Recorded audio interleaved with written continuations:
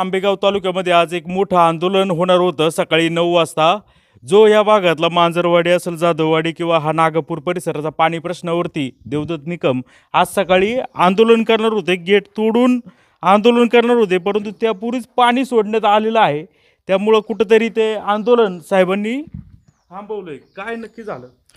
नाही, गेल्या अनेक दिवसांपासून म्हणजे मेच्या पहिल्या आठवड्यामध्ये पाणी सुटणं अपेक्षित होतं, साधारणतः 4-5 तारखेदरम्यान. आणि या संदर्भामध्ये कार्यकारी अभियंता कुकडी प्रकल्प, नारायणगाव असतील अधीक्षक अभियंता पुणे, त्यानंतर कृष्णा खोरे महामंडळाची MD या सर्वांशी सतत पाठपुरावा केला. परंतु त्यांनी सांगितलं की आम्हाला पाणी सोडण्याचे वरून काही आदेश नाहीत. कालवा सल्लागार समितीची मीटिंग झाली, मंत्र्यांचे आदेश नाहीत. मग त्यानंतर 6 तारखेला आम्ही एक शेतकऱ्यांचं शिष्टमंडळ, शंकरराव टिमगिरे, केतन वाघ, अनिल पोखरकर, डॉक्टर दत्ता विश्वासराव, मी स्वतः मंत्र्यांची वेळ घेऊन मुंबईला पाटबंधारे मंत्री राधाकृष्ण विखे पाटील यांना हे शिष्टमंडळ 6 तारखेला भेटलं. आणि ते म्हणले माहिती घेऊन आपण निर्णय घेऊ. परंतु आम्हाला त्वरित पाणी सोडण्याची मागणी होती, कारण आपल्याला माहिती की गेल्या वर्षी देखील असा प्रसंग निर्माण झाला आणि त्यावेळी शेतकऱ्यांना आंदोलन करावं लागलं. 5 मेला आंदोलन केलं. याच डिंबे डाव्या कालव्यामध्ये शेतकऱ्यांनी उड्या मारल्या आणि टाळे तोडायचं देखील आम्ही हे केलं. परंतु त्याच्यानंतर त्यांनी सांगितलं की आम्ही 8 तारखेला पाणी सोडू. मग दरवर्षी जर रोटेशन फेब्रुवारीमध्ये 20-22 फेब्रुवारीला चालू होतं, म्हणजे ते रब्बीचं आवर्तन शेवटचं, आणि त्याच्यानंतर हे पाणी सुटणं अपेक्षित होतं मेच्या पहिल्या आठवड्यामध्ये.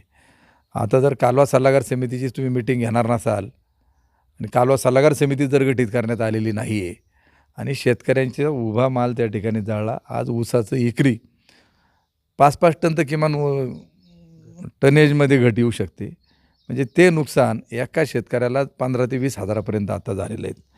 जनावरांचा चारा नाही, पिण्याच्या पाण्याचे नाही, लांब कशाला. नागापूरला आमच्या गावामध्ये ड्रिंकिंग वॉटरच्या 2 विहिरीवर चढल्या, बोरलासुद्धा, थापलिंगलासुद्धा आता पाणी नाही, झाडांना तिथं पाणी नाहीत. आणि ह्या सगळ्या परिस्थितीमध्ये जर आज सोडू उद्या सोडू, मंत्र्यांचे आदेश नाहीत आणि याच्यामुळं चाल ढकल करण्यामुळं कालच मी अधीक्षक अभियंता अहिरराव मॅडम असतील, अलका अहिरराव, नन्नूर साहेब यांना मी मेसेज करून टाकला की जर तुम्ही पाणी सोडलं नाही तर उद्या सकाळी आम्ही टाळे तोडणार म्हणजे तोडणार. आणि त्याच्यानंतर रात्री त्यांनी सांगितलं की उद्या सकाळी आम्ही पाणी त्या ठिकाणी सोडू. त्यामुळं आजचं आंदोलन स्थगित करण्यात आलेलं आहे. तुम्ही जरी आंदोलन स्थगित केलं असेल तर समोरील तुमचे जे विरोधक आहे वळसे पाटील यांच्याकडून त्यांच्या समर्थकांकडून टीका होते की तुम्ही स्टंट करताय. 6 तारखेलाच पाणी सोडायचं ठरलं होतं, पाणी सोडणारे हे पाहून तुम्ही तिथं श्रेय गेला जातं. मग त्यांनी जर सोडायचं मग त्यांनी काल डिक्लेअर करायला पाहिजे होतं ना. आम्ही कशाला निर्णय घेतला? आम्ही काही केलं का मग हे करणार? बिबट्यांचा एवढा मोठा प्रश्न निर्माण झाला, आम्ही स्टंट केला का? 6 लोक इथं गेली, मयत झाली, एकूण 22 लोकांचा मृत्यू त्याच्यामध्ये झाला. आणि मग याला स्टंट म्हणायचं? अरे तुम्ही करणार आहे तर करून दाखवा ना अगोदर. तुम्ही तारखा का नाही डिक्लेअर? तुम्ही आमदार आहात ना तालुक्याचे, का कालवा सल्लागार समितीची मिटिंग झाली नाही? माझा त्यांना परकड सवाल आहेत की आज तुम्ही सत्तेमध्ये आहात.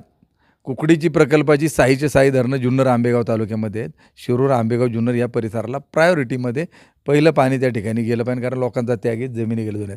मग अशा परिस्थितीमध्ये तुम्ही का तारखा डिक्लेअर केल्या नाहीत आमदारांनी की रोटेशन अमुक तारखेला येणार आहे? त्यामुळे शेतकऱ्यांनी कुठल्याही प्रकारे आंदोलनं करू नये, हे करू नये. यापूर्वी मी 20 वर्ष कालवा सल्लागार समितीमध्ये होतो. सातत्याने आम्ही मागणी करायचं, मिटिंग लावली जायची आणि निर्णय त्याच्यामध्ये व्हायचा. आम्ही लोकांना 2-2 महिने अगोदर सांगायचं की ह्या तारखेला रोटेशन आहेत. आज तुमची मला सवाल आहे त्यांना की कालवा सल्लागार समितीची मिटिंग आहे, त्याचे मिनिट्स तुम्ही डिक्लेअर केले पाहिजेत. कालवा सल्लागार समितीच गठीत झालेली नाहीत की जे अशासकीय सदस्य त्याच्यामध्ये असतात ती लोकच नाही. त्यांनी सांगावं जुन्नर, आंबेगाव मधलं, शिरूरमधलं कोण कोण कालवा सल्लागार समितीवर आहेत. ते काही झालं का आमच्याच याने झालं अशी त्यांना ती सवय. त्यांनी ते 6 तारखेचं एक राधाकृष्ण विखे पाटलांना पाठवलं पत्र सोशल मीडियामध्ये. आमचं शिष्टमंडळ शेतकऱ्यांचं मुंबईत राधाकृष्ण विखे पाटलांना भेटलं. ती पोस्ट व्हायरल झाली. हे उशिराच सुचलेलं शहाणपण आहेत. अरे जनतेने तिथं मंत्र्यापर्यंत जाण्यापेक्षा तुम्ही सरकारमध्ये तुम्हीच पहिलं सांगितलं पाहिजे लोकांना. हा त्यांचा म्हणजे विकनेस आहे, म्हणजे वीक पॉईंट आहे हा त्याच्यामध्ये, की तुम्ही पाण्याच्या संदर्भात शेतकऱ्यांशी यांना काही घेणं देणं त्या ठिकाणी नाही. तुम्ही कधी भेटायला गेलो होतात कोणाला? विखे पाटला? मी स्वतः विखे पाटलांच्या PNना फोन करून वेळ घेतली आणि मग नंतर ते गेले. नाही नाही, यापूर्वी पाणी सोडण्याची मागणी करायला गेलो होता तुम्ही? नाही नाही, मी फोन केला, वेळ घेतली आणि मला त्या दिवशी शक्य नव्हतं. मग आमचं एक शेतकऱ्यांचं शिष्टमंडळ पाठवलं, त्यांच्या बंगल्यावरती पाठवलं होतं. तुम्ही मगाशी बोलताना म्हणाले की मेच्या पहिल्या आठवड्यामध्ये पाणी सोडायला हवं होतं, असं नियम आहे.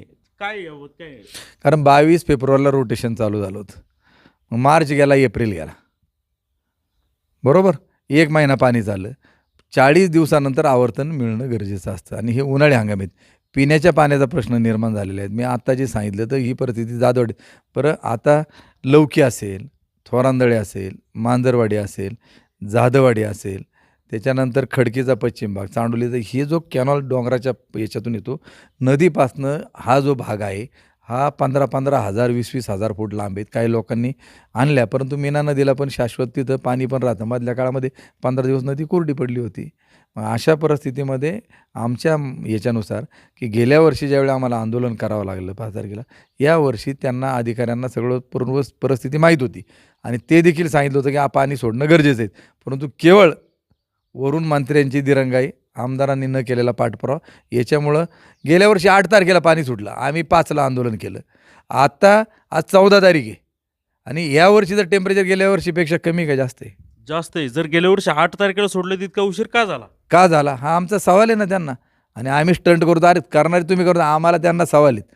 आता कांद्याला 2 वर्ष बाजार नाहीत, आज कांदा सडतोय, अक्षरशः काढणीचा खर्च देखील शेतकऱ्यांचा भागत नाही. तुम्ही आमदार सत्तेत देत, तुम्ही करा ना कांद्याला अनुदान जाहीर राज्य सरकारच्या मागे. 3 वर्षापूर्वी अजितदादा अर्थमंत्री असताना आम्ही सर्वांनी पाठपुरावा केला. मार्केट कमिटीच्या माध्यमातून जो कांदा शेतकऱ्यांचा मार्केटमध्ये आला त्यांना 5 रुपये किलोला अनुदान मिळालं. आमचं तुम्हाला सांगणं आहे की तुम्ही आता आम्हाला द्या, देतो तुम्हाला 8 दिवसाचा अवधी, करा कांद्याची पूर्ण क्षमतेने निर्यात चालू, द्या अनुदान राज्य सरकारच्या मार्फत 5 रुपये किलोप्रमाणे. नाही तर आम्हाला रस्त्यावर उतरावं लागेल. परत म्हणणार यांनी स्टंट केला आणि मग आम्ही निर्णय घेतला. आम्ही अवधी देतो त्यांना 20 तारखेपर्यंत. आज लोकांना लाईटी नाहीत. याच मतदारसंघातल्या लोकांना रात्री 6 ते 10 या वेळामध्ये डार्क झोनमध्ये लोक की घरामध्ये सुद्धा वापरायला लाईट नाही. मुलांनी अभ्यास कसा करायचा, महिलांनी कसं करायचं, बिबट्याचे हल्ले त्या ठिकाणी होतात. तुम्ही काय याच्यावर बोलत नाहीत, पाण्यावर बोलत नाही, याच्यावर बोलत नाही, फक्त पत्र दिलं का हे केलं. त्यांनी मंत्र्यापाशी जाऊन सांगायला होतं, मंत्री नगरचे का मीटिंग झाली नाही? यापूर्वी सगळ्या मीटिंग पुण्यामध्ये व्हायच्या, मंत्रालयात व्हायच्या. यांनी दाखव ना की ही कालवा सल्लागार समितीची मीटिंग झाली, त्याच्यात असं ठरलं. परंतु आता दुसरीकडं मात्र आता हे तुम्ही आंदोलन स्थगित केल्यापासून सोशल मीडियामध्ये त्यांची टीम तुमची खूप हेटाळणी करते. काय सांगा? हे बघा, काम करणाऱ्यांनी आमका काय म्हणला तमका काय म्हणला याच्याकडे नाही. तुमचे मग लोकांची पिकं जाळून पाणी सोडलं का तुम्ही? मुद्दाम जाळायचं होतं का तुम्हाला? तुम्हाला जर सोडायचं होतं तर पिकं जळण्याच्या पूर्वी का पाणी सोडलं नाही? पिकं जळाल्यानंतर तुम्हाला हे उशिरा सुचलेलं शहाणपण आहे का? आता हे बगल बच्चे कोण काय म्हणते, ही पेड माणसं आहे सगळी, त्याच्यात काय आहे ना, मला माहिती, मी कारखान्यात येत तिथं आता 7-8 जण नुसती ह्याच कामावरती. तुम्हाला माहिती आहे का हे कसं चालते काय चालतं. आम्ही लोकांकरता प्रामाणिक लढणारे, लढत राहणार. मी कांद्याचा सवाल त्यांना विचारला, त्यांनी त्याच्यावर त्या ठिकाणी निर्णय दिला पाहिजे. हे श्रेय कुणाचं? आता पाणी सोडले उशिरा, शेतकऱ्याचं ऑलरेडी नुकसान तर झालंय. अहो हे श्रेय गेलं माती तिकडे, इथं लोकांचं नुकसान झालं, याच्याबाबत आता हे केलं पाहिजे. मी का तू कोणाच्या कोंबड्याने आरवलं याला महत्त्वाचं नाही, उजाडणं महत्त्वाचं त्या ठिकाणी असतं. वेळेत पाणी सोडणं गरजेचं होतं. या पुढच्या काळामध्ये आम्ही काय आमदाराच्या म्हणण्यानुसार आणि याच्या म्हणण्यानुसार मंत्र्याच्या याच्यानुसार जर धरणातच पाणी नसेल, अजितदादांनी एकदा केला होता उल्लेख, जर आपण म्हणत असतो ना, जर आडात नसेल तर पोऱ्यात कुठून येणार. जर धरणामध्ये पाणी नसेल तर लोकांना कळतं. गेल्या वर्षीपेक्षा यावर्षी 11% कुकडी प्रकल्पामध्ये पाणी साठा जादा आहे. 11%. आत्ता जरी कॅनॉल पूर्ण चालू राहिला तरी जून महिना संपेपर्यंत पाणी संपू शकत नाही डिंब्यात. तीच परिस्थिती आता येडगावची पण आहे. 4 TMC पाणी याच्यामध्ये आता पिंपळगाव जोग्यामध्ये देखील शिल्लक त्या ठिकाणी आहेत. मग हे होते देवदत्त निकम. गेल्या वर्षी 5 तारखेला त्यांनी पाणी न आल्यामुळं आंदोलन छेडलं होतं. त्यांच्यासोबत अनेक नेते देखील होते, जुन्नर तालुक्यातले सुद्धा नेते, माऊली खंडागळे सुद्धा असतील, ते होते. आणि 8 तारखेला पाणी सोडलं आणि आज खूप म्हणजे गेल्या वर्षी 8 तारखेला पाणी सोडले, तर आता इतकी दिवस झालेत लेट पाणी सोडलं गेलं. याच्यामध्ये खरं तर खरोखर शेतकऱ्यांचं असं मोठं असं नुकसान झालं आहे. परंतु दुर्दैवाची बाब म्हणजे याच्यामध्ये कुठंतरी श्रेयवादाची लढाई आणि एकमेकाला हिणवण्याचा प्रयत्न सुरू असल्याचं आपण पाहतोय. यापुढे पाण्याच्या नियोजनाची संबंधित व्यक्ती, संबंधित नेते योग्य ती काळजी करतील अशी अपेक्षा.